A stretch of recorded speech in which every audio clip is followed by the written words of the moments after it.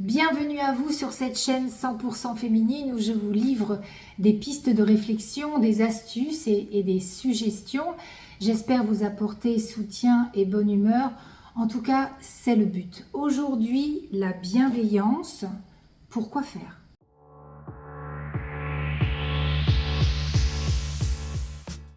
Je suis Fabienne Dalphin-Beaucheron, je suis coach et thérapeute et j'aime partager avec vous des thématiques qui ont fait partie de ma vie ou qui font partie de celles des femmes qui me consultent. C'est quoi la bienveillance ? Eh bien, on pourrait parler de tolérance, on pourrait parler d'acceptation, de compréhension et d'indulgence vis-à-vis de soi d'abord et puis ensuite vis-à-vis des personnes qui nous entourent.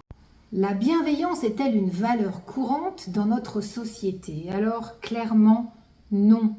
Pour plusieurs raisons, nous vivons dans un monde où tout va vite, d'abord, et où la dualité est monnaie courante. On le constate dans le langage de tous les jours, où c'est bien ou c'est nul, c'est j'aime ou j'aime pas, bref, c'est blanc ou noir, et il n'y a pas de place au juste milieu. C'est également un monde de pouvoir où on cherche la plupart du temps à avoir raison, à avoir le dernier mot et à gagner coûte que coûte. Alors comment être dans la bienveillance ? Ce n'est jamais dans la dureté qu'on fera avancer le monde, en tout cas c'est mon point de vue. Or j'entends souvent des femmes qui me disent, vous savez, la gentillesse, moi j'ai donné, je me suis fait avoir, on a complètement abusé de moi, alors maintenant c'est terminé. Cette bienveillance, on peut la ressentir et la vivre dans notre quotidien lorsqu'on est dans la puissance du féminin, quand on a intégré cet état d'être extraordinaire, ce mélange de douceur et de fermeté qui permet d'avancer dans la vie avec plus de détachement, de sérénité et de quiétude intérieure. Par exemple, vous avez rendu un dossier un peu trop vite et vous estimez que vous auriez pu mieux le finaliser. Alors votre corps s'exprime, il se tend, des palpitations peuvent survenir, un nœud à la gorge, de la colère rentrée, on s'en veut, on a du mal à respirer, bref, le corps exprime la frustration, le jugement, le mal-être, la déception, la colère. Vous lui infligez un drôle de traitement à ce corps alors qu'il n'y est pour rien. Alors la proposition est de switcher. Vous décidez de switcher. En général, la personne ne vous a fait aucune remarque.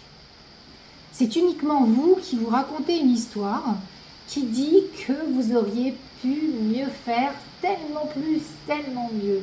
Transformer ça en bienveillance, c'est se dire par exemple, j'ai fait de mon mieux. Oui, j'aurais pu faire encore mieux, mais à ce moment-là, c'est ce qui m'a paru le plus efficace ou le plus judicieux. En revanche, j'ai compris le message et je sais comment je ferai la prochaine fois. Quand on est capable d'être bienveillante, notamment vis-à-vis de nos actions, on pourra l'être également avec les autres. Être capable de les comprendre, d'être indulgente, je vais y arriver, indulgente vis-à-vis de leur compréhension, de leurs actes et de leurs paroles. On est dans sa puissance quand on propose à l'autre de s'exprimer et de dire ce qu'il a sur le cœur. Ça demande du courage, c'est vrai, mais cette attitude apporte de la fierté de l'avoir encouragé finalement à s'exprimer et d'avoir permis un échange constructif. Par exemple, vous vivez un conflit au travail ou dans le couple, eh bien prenez le temps d'échanger sur le sujet. Je vois que tu n'es pas d'accord, tu veux qu'on en parle ? Dans la douceur et l'écoute. Il y a de fortes chances qu'à cette fréquence-là, celle que vous émettez, cette douceur, l'autre va s'exprimer sur la même fréquence. Laissez-lui le temps de parler, ne l'interrompez pas, il va se sentir respecté, écouté.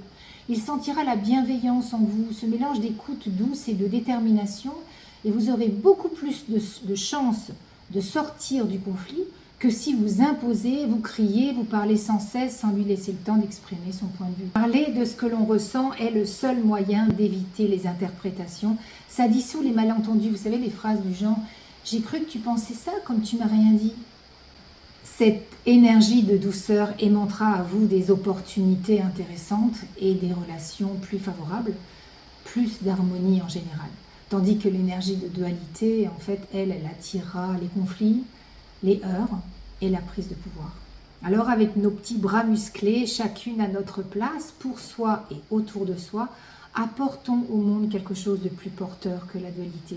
Il s'agit de bienveillance, de tolérance et d'acceptation de la différence. On en a la responsabilité chacune à notre échelle, ça j'en suis persuadée, et il n'y a pas de petite ou de grande échelle.